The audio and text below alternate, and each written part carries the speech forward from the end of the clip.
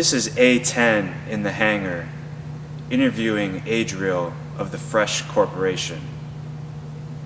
Remember to dance for joy.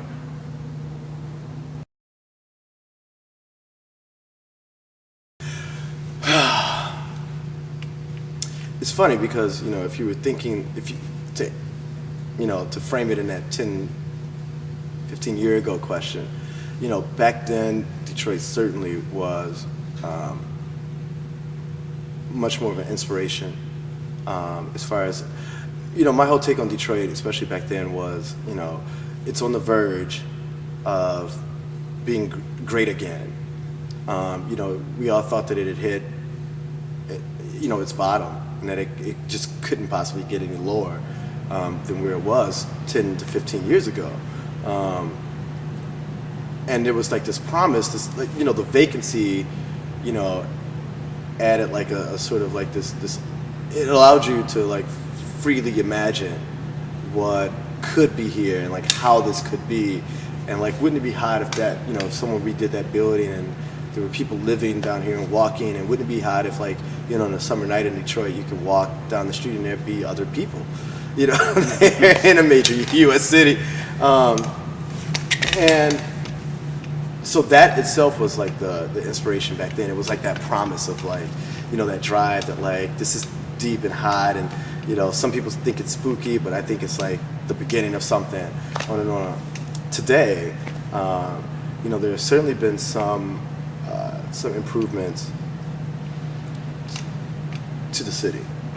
I guess you could say maybe we're on the right track. But for me, as far as being an inspiration, not so much anymore. And it's because, it's more, my feeling, my take on like the city is that while it's made some improvements, it's nowhere near where it should be. I'm really bored with like, here in Metro Detroit, people are probably going to see this all over the world, hopefully. But living here, that we've, since the fucking 60s, have been, saying the same old tired things to each other. It's been this constant, never-ending battle between, black and white people.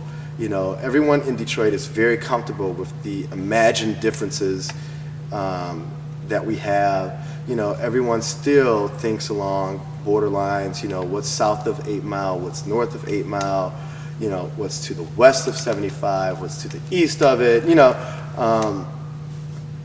everyone here is still in that mindset. So you have a bunch of, shiny new buildings downtown, which is great, but the culture of the people here still hasn't changed. And it's, once upon like 10, 15 years ago, I actually thought that like dance music culture could do that. What I can't think of a more unifying art form than music, especially electronic music, because oftentimes it's wordless, which lends itself to being colorless and classless. And, it's all those things that like, no matter where you're from, you could tie into this and you could listen to it and you could appreciate it. But it's I just found that like the people in general keep focusing on these same tired things, and the culture of the culture of the city when it comes to respect to its art. It wasn't until we did the first year of the Electronic Music Festival that this city as a whole, on a broad level, even acknowledged that this music existed.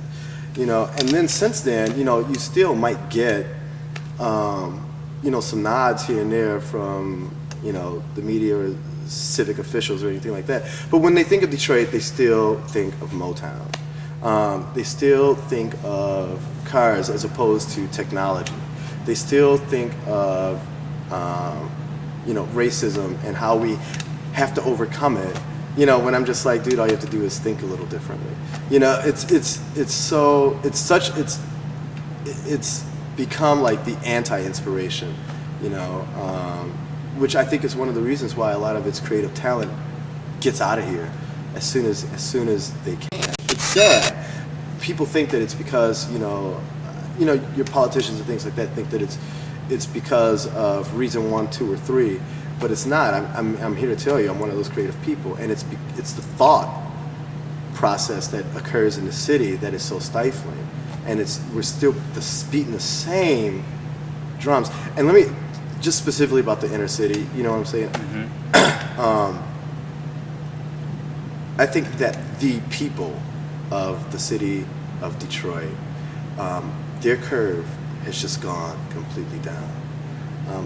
It's amazing to me to live in an environment in which people, with a certain group of people, you think couldn't sink any lower, couldn't behave any worse, couldn't have any less self-respect. Just open your front door in a city, and it truly amazes me the state that we've allowed ourselves to sink to.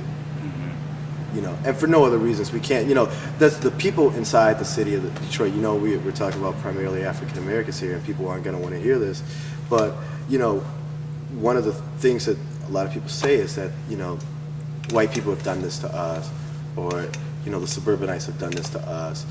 And while there is a truth to that, because I do believe that the entire societal structure that we have here has always been geared towards suppressing some group of people. But there's something to be said for creating a difference within yourselves. And just because someone keeps showing you the image of what you look like doesn't mean that you have to buy that image, and doesn't mean that you don't have the power to transform. And that also is very